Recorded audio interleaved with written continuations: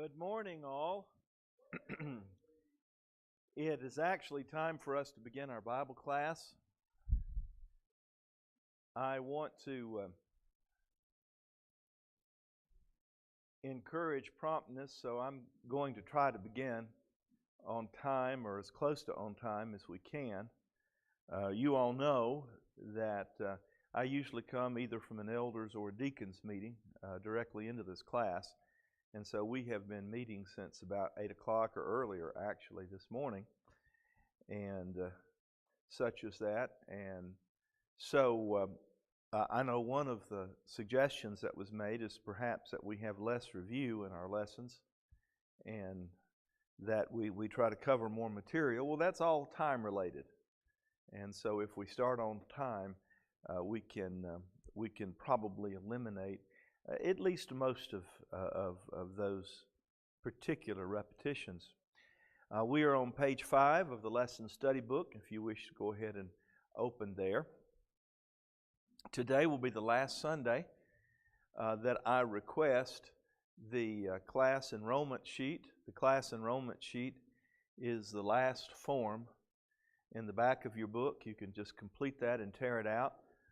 Or if you want to let your book remain pristine, you can scan the little code with your telephone, and that will take you to an online version of that.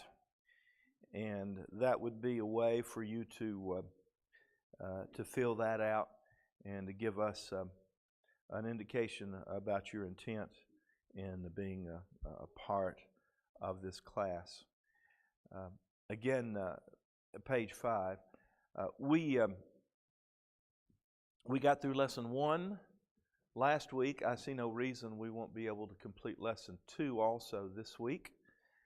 As some of you are looking on, you may ask yourself, well, what do we have to look at this introduction stuff to the book of James?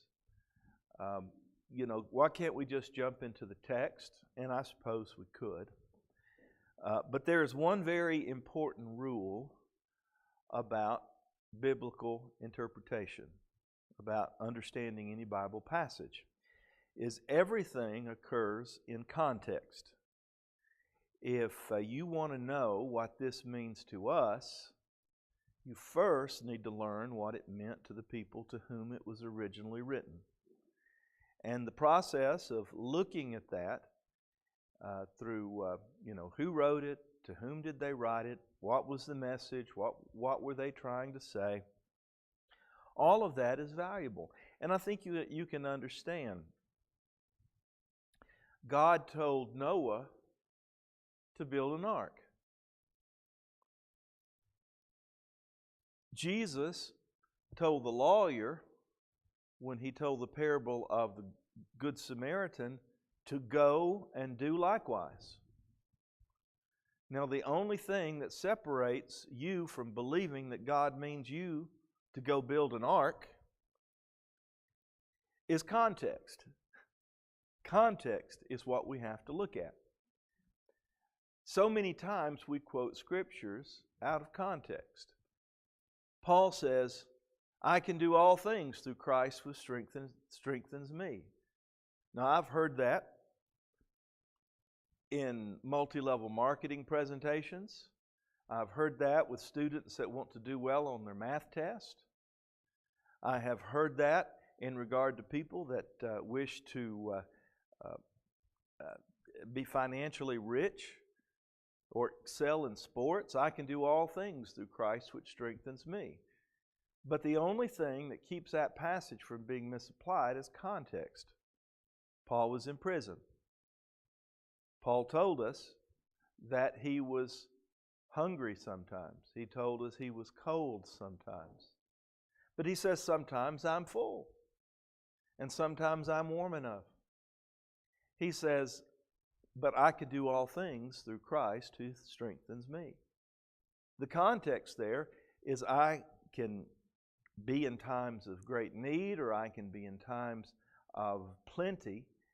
But the one who helps me through it all is Jesus Christ. Now, that may have some remote application to the things we want to apply it to, but unless you understand what Paul was talking about, you have no idea how to apply that passage in your life. James was a book, and in many cases, James less so than maybe some of the other letters or books of the Bible, because James comes off almost like a tract. You know what a tract is, a pamphlet. It comes over more like practical information and practical wisdom.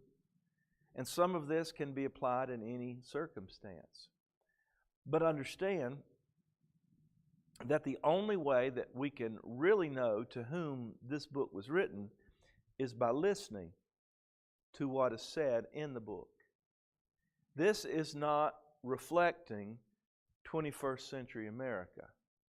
This is not reflecting the West, I would say the affluent West, as we know and understand it. It's reflecting the other three quarters of our world, where people had true poverty, where there was great oppression, where there were the very rich, but there were also the very poor. And so by listening to what James says, we can make applications to our lives, but we need to be very careful that we don't say, oh, that's me, and what he's saying, because maybe it's really not you. Maybe you can learn something from it, but only by listening to the text can we know the context. That's why introduction is important. Your homework was to read this lesson carefully. I hope that you did that. Next week, I'll start asking by show of hands. Answer the questions in the lesson. And then, in this particular case, memorize the three possibilities for the recipients, the range of dates, and the place of writing. And I think you had opportunity to do that through the questions, so we'll take a look at that when we get to that point. Again, our key verse for this second part of the introduction is James 1:1. And again, we're using the New English Translation, which stands for, it spells net.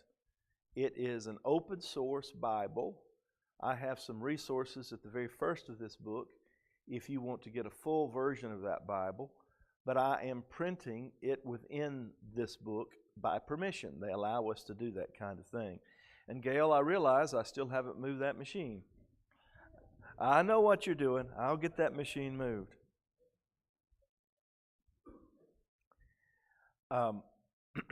From James, a slave of God and of the Lord Jesus Christ, to the 12 tribes dispersed abroad, greetings. This week we want to look at the recipients. Last week we saw that James, probably the half-brother of Jesus, Mary had more children, probably the half-brother of Jesus, is writing to the 12 tribes that are scattered abroad. The word scattered among or dispersed abroad, as we read in the New English Translation, is the word diaspora. Diaspora. The word dia kind of means through. Spora. What does that sound like to you? Spora. Spore. And what is a spore? Okay. But it's a seed, right? It's kind of like a seed. So the diaspora means to scatter the way you would scatter seed. That's what it means. Whenever they did the farming, the guy would walk and along and he would scatter the seed. Jesus told the parable of the soils and about the sower went out to sow. Well, the diaspora means dispersion, and it means to scatter as you would scatter seed. It is a term that is primarily used for Jews that live beyond the borders of Palestine. And I forget, I think down below I said there were some 3/4 of all Jews lived beyond the borders of Palestine. So you're really talking about the majority of the Jews were living in what you would call the dispersion or the diaspora. Throughout the Bible, 12 tribes are synonymous with the Jewish race. You know, Jacob, Israel, had 12 sons. And from among those 12 sons, we see the 12 tribes. And if you speak of the 12 tribes, you're just talking about usually historical, fleshly Israel. And that's generally the way the term is used. So, to whom is he writing this book if he addresses it to the 12 tribes that are dispersed or scattered? Yes. That's good. We'll pick that up in just a moment. Vic said this was speaking of the Christians that were dispersed because of the persecution that centered around Stephen, that came after Stephen. And that could very well be what he's talking about there. But there are three possibilities. The first, he may be talking about non-Christian Jews. He may be talking about non-Christian Jews. I don't think it's likely, but he might be. The term could be used to that. It could refer to the 12 tribes that never returned from captivity, or the many Jews who simply chose to spend their lives outside Palestine. The Jews fondly held on to that terminology. You know, they saw themselves as 12 tribes. It was part of their identity. And then, of course, 3/4 of all the Jews lived outside of Palestine. But there's some significant arguments against that being the case. James never would have been included in the canon if it wasn't written to Christians. And the reason I say that, it is almost was not admitted to the canon as it is. It certainly would not have been admitted to the canon if it were written to non-Christians. There simply would not have been a reason to do so. Those addressed were those who he gave birth through the message of truth, 1 verse 18. So these are people who had been, if I may paraphrase, born again. That's more John's term. But these were people that have been given birth by the message of truth. And that would refer to Christians. Faith in Christ seems to be presupposed. Have not the faith of our Lord Jesus Christ with respect of persons. I think that's chapter 2, verse 7. The return of Jesus is mentioned in chapter 5 and verse 7. You know, be patient until the Lord's return. So it's very unlikely this was written to non-Christian Jews. Even though the phrase could have referred to it, it's unlikely. The second possibility is it was written to Christian Jews. This is what it was either this or it was a symbolic use of the term. This would account for the statement of the 12 tribes. The dispersion could refer to their common Jewish heritage, or even the scattering of the church through persecution, like you mentioned, Vic, Acts 8, verses 1 through 4. So it could refer. Or, and this is what I think it was written to Jewish and Gentile Christians, because now under Christ, the Gentiles have been brought into God's holy people. That we are also the 12 tribes because of our relationship with Jesus. We have a relationship with Abraham, not a fleshly one in the sense that we were born of a descendant of Abraham, but a spiritual one in the sense that we have the same kind of faith as Abraham. That's what Paul was referring to in Romans 4. So we are Israel, both Jew and Gentile, are made up of Israel through our faith in Jesus Christ. And besides that fact, Peter uses the term in 1 Peter 1 and verse 1, the dispersion to refer to both Jew and Gentile Christians. So it's not like that is unheard of in the Scripture for that to be the case. Any thoughts or questions on that? Yes, ma'am.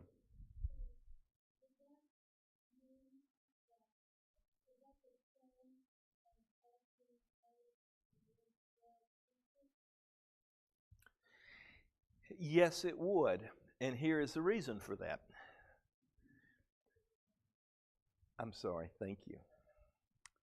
Always ask me that. Thank you, because I need to be cued.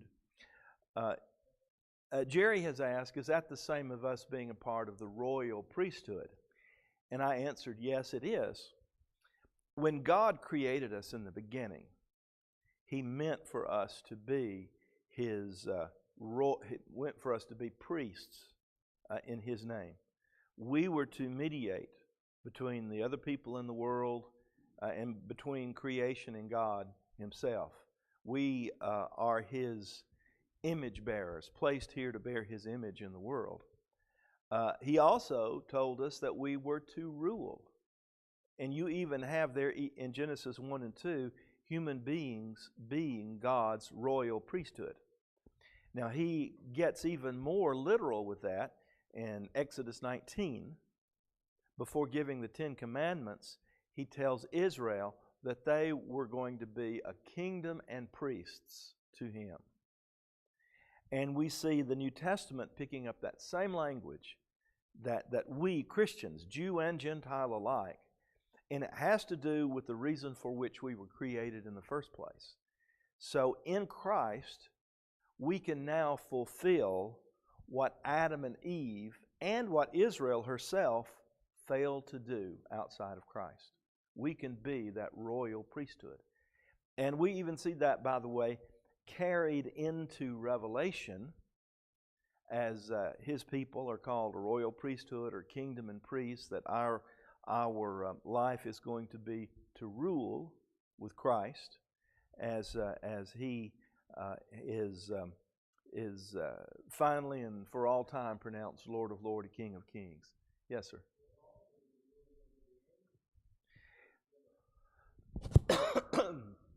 Thank you. Vic added, we will also be ruling over the angels. Paul told the Corinthians that they will, I think they will judge angels, speaking of their place. I don't know what that means in the grand scheme of things, but that certainly is perhaps a valid interpretation that can be taken from that. Secondly, date of writing. And this is important.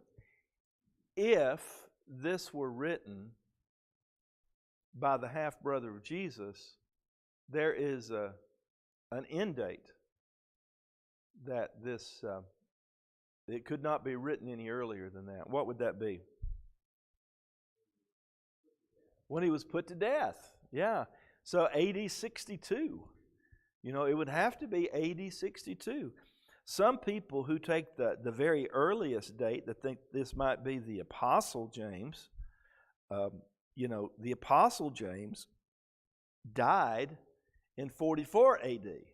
So if it was written by the Apostle James, which that's not our focus, it would have to be written before 44 AD. When the Apostle James was put to death. So these are some dates we can pretty much fix historically. So James had to be written. Now, you notice the very first point is it was written prior to the outbreak of the Jewish war because of the destruction of Jerusalem, and there seems to be no mention of that. And that was such a significant event. A book that is so Jewish, written by someone living in Palestine, would certainly have mentioned that. And all the conditions that were true after the destruction of Jerusalem, things had changed a great deal from what it appears to be the case in the book of James. He speaks of the wealthy landowners, and he speaks of those that were impoverished, and that system after the destruction of Jerusalem, after the war, was pretty much no longer the case. So But we can already set it at 62 AD because of that. If it was written prior to the circumcision controversy and the Jerusalem Council, which was 50 AD, remember in Acts chapter, do you know, my mind just went blank. Is it 15? Acts 15, when the Jerusalem Council occurred, it was a big to-do over whether or not Gentile Christians had to become Jews, whether they had to be circumcised. And you know, there were a lot of Jewish teachers that were contradicting Paul.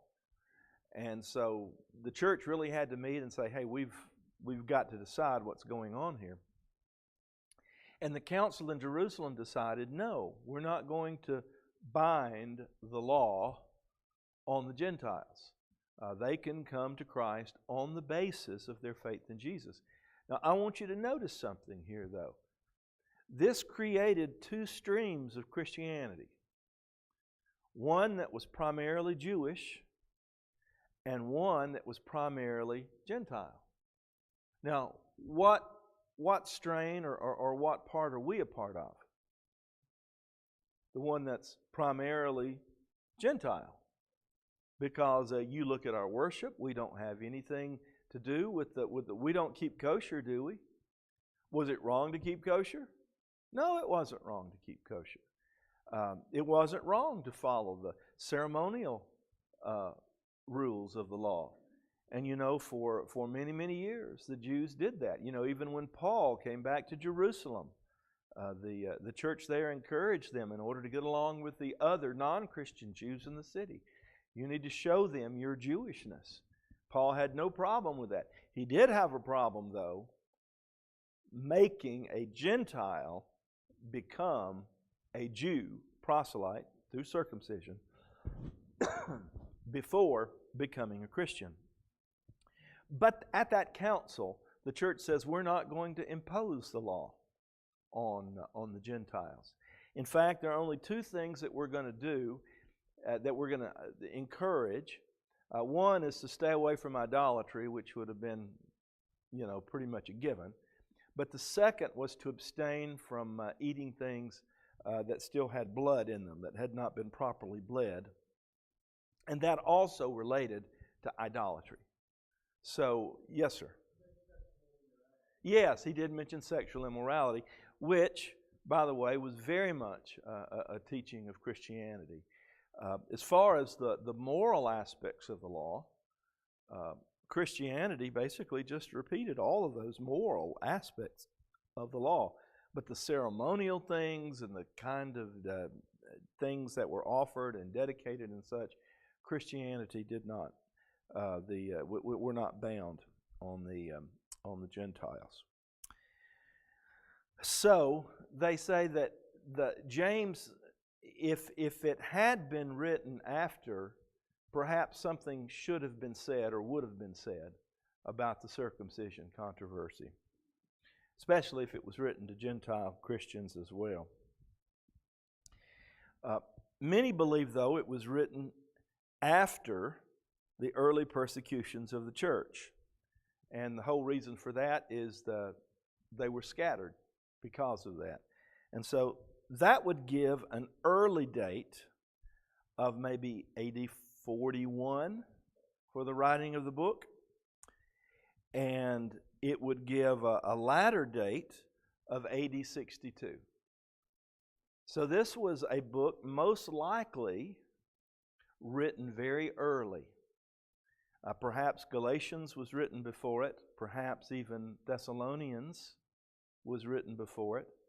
But this has a possibility of being one of the earliest books of the Bible ever written. And if that's the case, this represents a very primitive form of instruction that would be given to the church about how they need to behave practically. And so that's important to us as we look at this, because this is a very early description of how people need to behave. Yes, sir.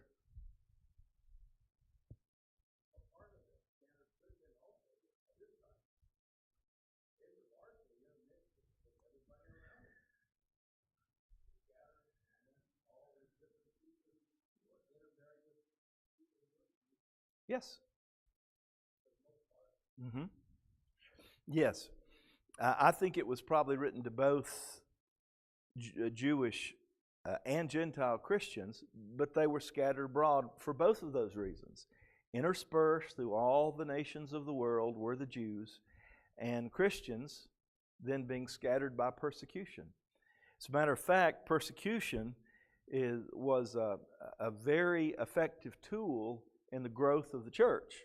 Not that anybody would have asked for it, but it was a very effective strategy in the growth of the church, because as they were persecuted, they took the gospel with them. Yes, sir.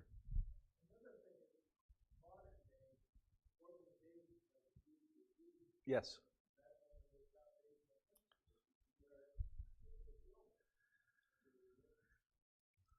Christianity. Yes, yes. Yeah, and that's why I have always been a little bit suspicious of these Messianic Jewish groups, but I think that's misplaced. I think it's a misplaced, I should say. I've had a misplaced suspicion because it's perfectly legitimate for Jewish Christians to proceed the same way the Jewish Christians did in Acts. And maybe that's something we need to study more as we look at that. And that might even help give us an inroad in talking to some of our Jewish friends that are Orthodox in their particular. A lot of Jews today are not Orthodox. They're Jews more culturally than they are biblically. Yes, sir. Yes.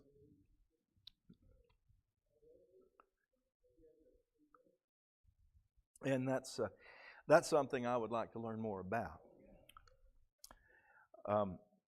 Here are some popular guesses. Everett Harrison, 47 to 48. Donald Guthrie, 50 to 62. Rubel Shelley. Reason I mention Brother Shelley is Brother Shelley has this whole book, which is basically a survey of all the books of the New Testament. He may have one on the Old Testament too, where he covers all these introductory issues, and this is what he said there. Merrill Tenney. Guyan Woods was also a member of the Church of Christ. This comes from one of his books, which I no longer have.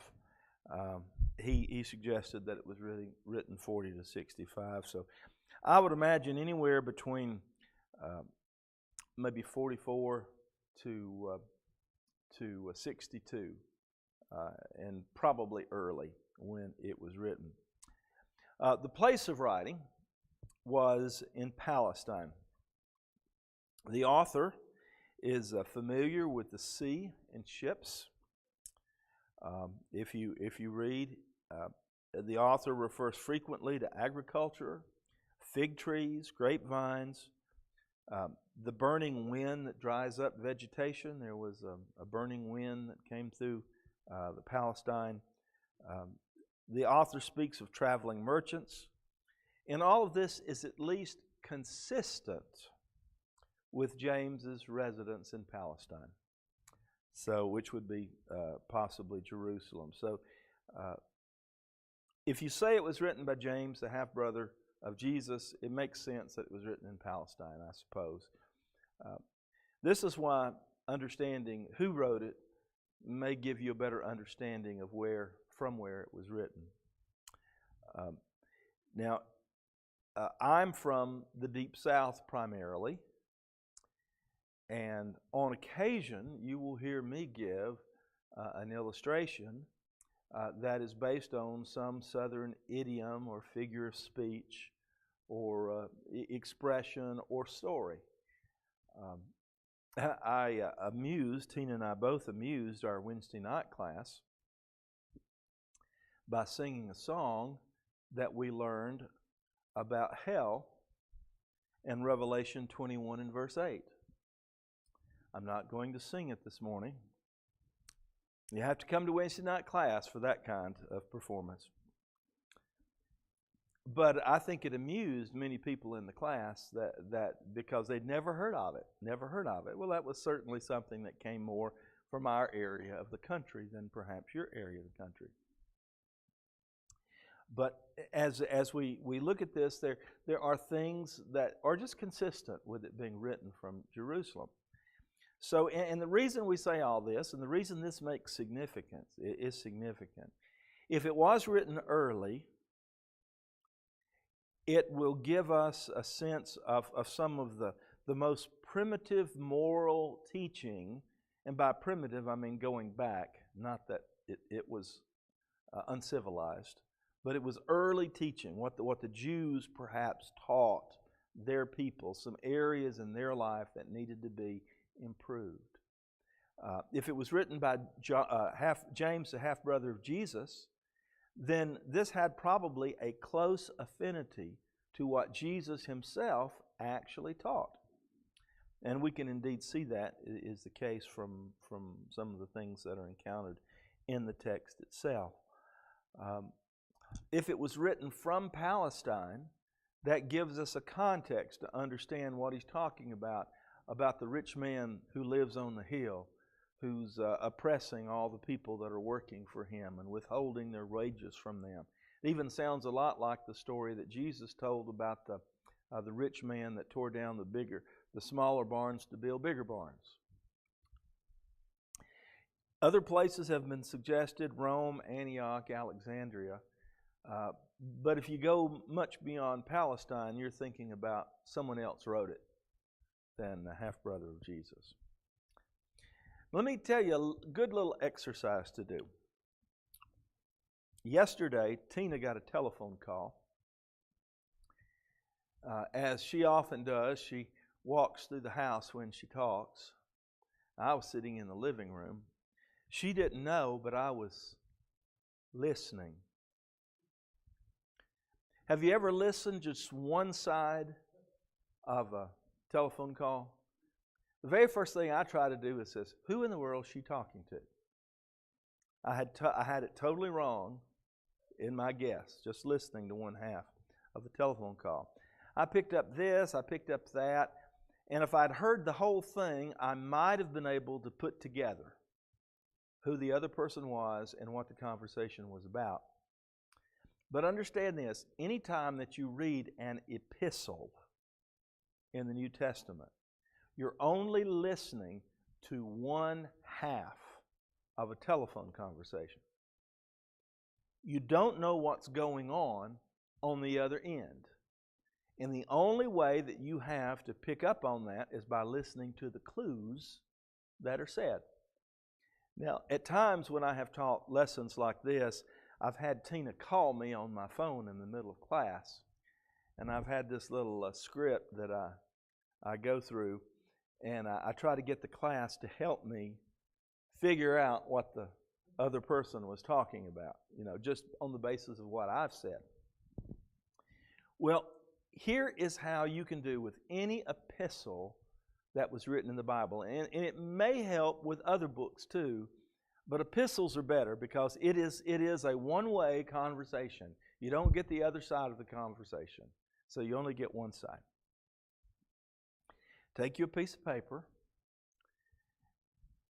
make 3 columns. One column you put the reference. The second column you put whatever is explicitly said about the people. And the third column is what is implied. Now, if you want to do 4 columns, you can do that. The 4th column could be your conclusions. Okay. So you can find things that are explicitly said about the people. You can find, Paul wrote the Galatians, and he says, if you would have plucked out your very eyes and given them to me. Now, that is implied material. What can we imply from what he said there? That Paul had an eye problem, that he couldn't see very well. So, you see what I mean? That would be the implied information. Paul told the Corinthian church, some of you say, I'm of Paul. Some of you say, I'm of Peter. Another says, I'm of Apollos. That is something specific. Paul says, there are divisions among you. You know that. That's explicit material. And you can figure out something about, in that case, the church in Corinth. Well, let's look at some of the conditions among the recipients. Yes, sir.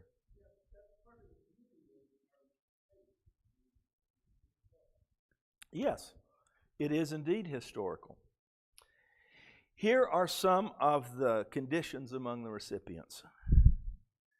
Some were being exposed to trials.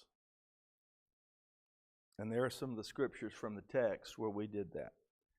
Some were weak in the faith, because he talks about some whose faith were wavering, but let him ask in faith, nothing wavering, for he that wavereth is like a wave of the sea, driven of the wind and tossed. Let not that man think he shall receive anything from the Lord. Some of them were bowing down to the rich. Here you have basically a whole church. They're all, ragtag people. But then they have a very prominent visitor Sunday. And they come up to the poor guy sitting on the front. By the way, back then everybody wanted to sit on the front. They take the ragtag guy sitting on the front. He says, hey, get up. This is a place of honor. We're going to give it to Mr. Filthy Rich coming in. And we're going to give it to him. But he says, aren't these some of the same people that are oppressing you or that are holding back wages from you? And he says, you're bowing down to the rich. Somehow, some were being oppressed by the rich in the same context. Some were weak in love in the sense that the brother of low estate was not being honored. Some were murmuring and complaining. There were some that were quarrelsome and proud, especially teachers. There were some teachers that were abusing their rights as teachers. Remember, he says, be not many masters, knowing that we, masters meaning teachers, knowing that we shall receive the greater condemnation. And then he goes on to talk about what true wisdom is. What you folks are doing is just acting out selfishly. True wisdom means you'll act differently. If you're truly a wise teacher, you'll act better than what you're acting. Some were abusing their oaths. He mentions swearing. And some were seeking revenge on their oppressors.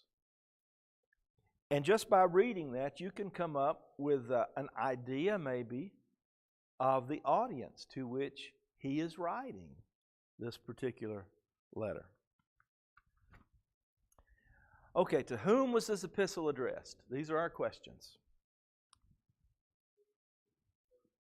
Okay, to those that were scattered abroad, and we assume they were Christians. What were the three possibilities, though? Jews only. Secondly would be Jewish Christians.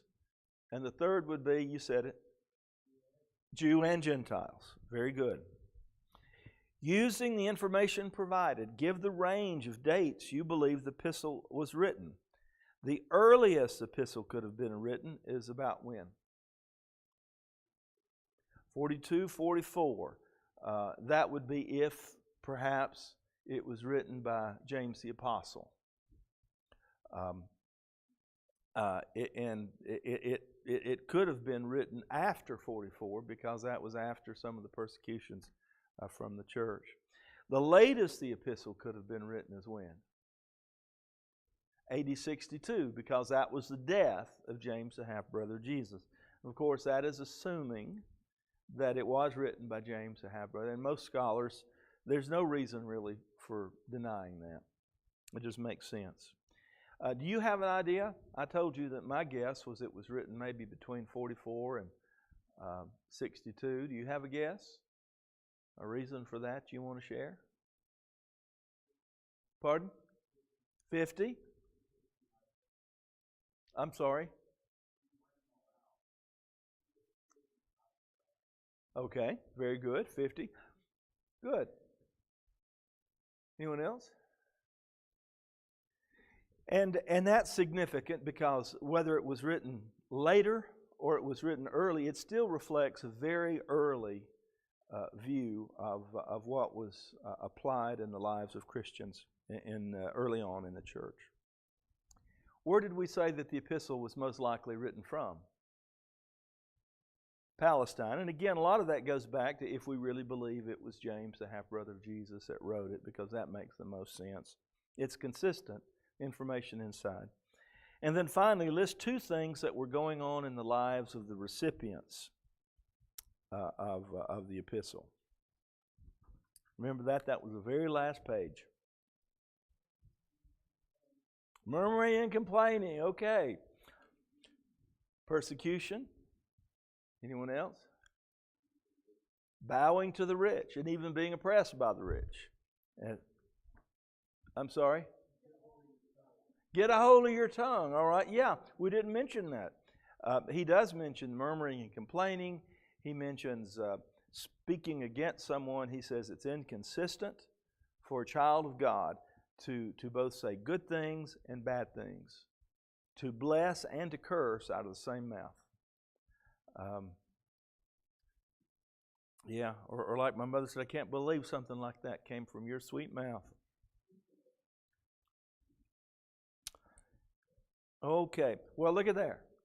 We have been 2 weeks into our study, and we have covered 2 lessons. I'm not going to not call attention to that. Next week, what we'll be looking at, and I encourage you, your homework is to read the lesson and the entire epistle of James. Read the entire book. And it doesn't matter what version you read it in. I don't have it listed in its whole form here in the NET, but you can go to that link that I gave you, and you can read it online out of the NET if that's what you prefer. Answer the questions at the end, just as you've done before. And I've got another memory verse for you this week. It's James 1:22. Memorize that. Understand what the theme of the book is and the 3 main points of the outline. Because next week, we're going to look at some characteristics of the epistle. But the main thing we'll see is kind of the way that James has outlined the book. And as we'll see next week, it doesn't really lend itself to an outline. It's almost like sitting and talking to your grandfather. And he's telling you stories. And he's giving you advice. And it's all kind of a stream of consciousness, you know. But we have tried, and I have enlisted the aid of some other scholars, to outline the book, just to give us Westerners some idea of how we might be able to structure it in our minds. Thank you for your time.